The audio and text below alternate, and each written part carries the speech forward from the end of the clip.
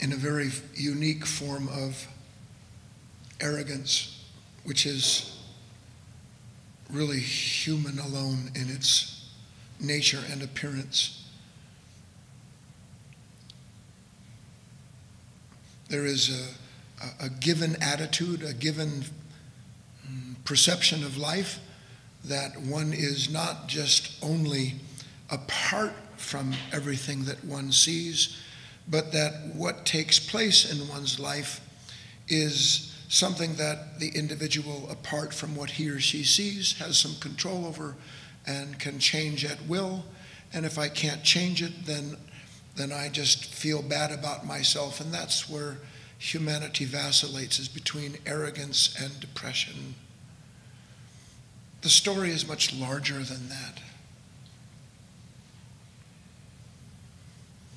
You've seen of late, and in increasing fashion, these heinous acts of individuals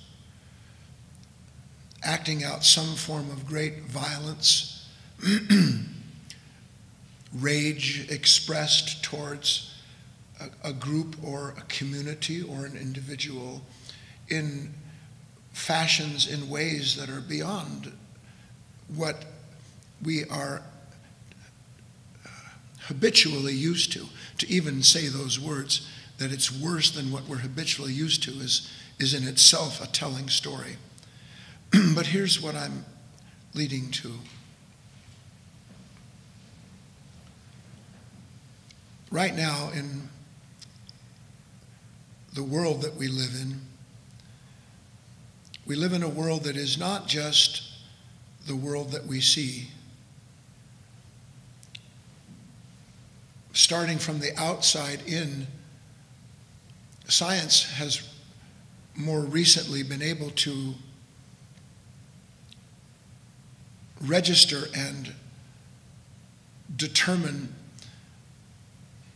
that what we would call the photosphere, the certain kind of energy that surrounds our solar system, in part produced by our great, beautiful sun, and in part by the bodies in the system and outside of the system, that the photonic activity, the actual measure of light, is perhaps 1,000 times greater than it's been in known history.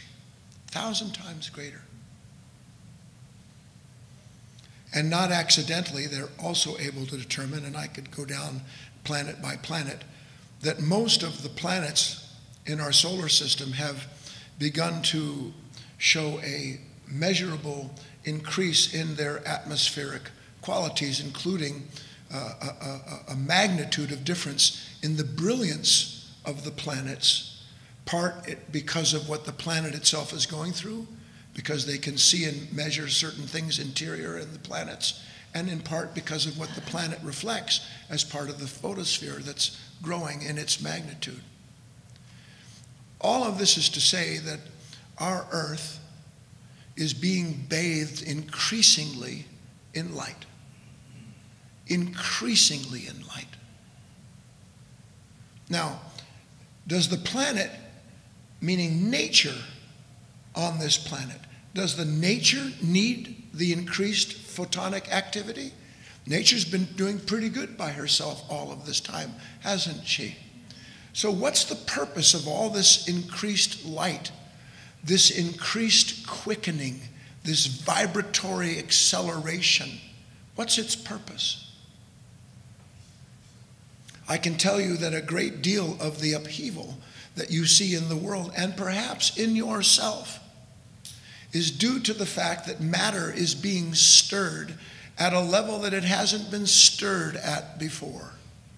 And when light strikes anything, it creates a relationship between what is active and passive, and when that is stirred, opposition appears, and when the opposition that appears as a natural result of those energies isn't reconciled in the manner that the system has been prepared to do, you see violence and anger and hatred surfacing in humanity. You see all of the aberrations that are taking place, including inside of yourself, where you are now hopefully able to see things that you have never been able to see in yourself. To identify with what you see in yourself is to completely mistake and misunderstand the reason that you've been given to see what you now can see in yourself. The key is to understand, which no egomaniac can do, that you are not some isolated God living in some separate place in charge of the powers that take place in and around you. You are an instrument. You are an instrument. You are a vessel. You are a reflection of a certain series of, a certain converging set of forces. And at any given time, your life experience is directly the way in which those forces are registered inside of yourself and whether or not you realize their purpose. Because when you don't realize the purpose of what is unfolding in you, the purpose gets named by something inside of you that becomes a pain, a problem, and then eventually a desperate act.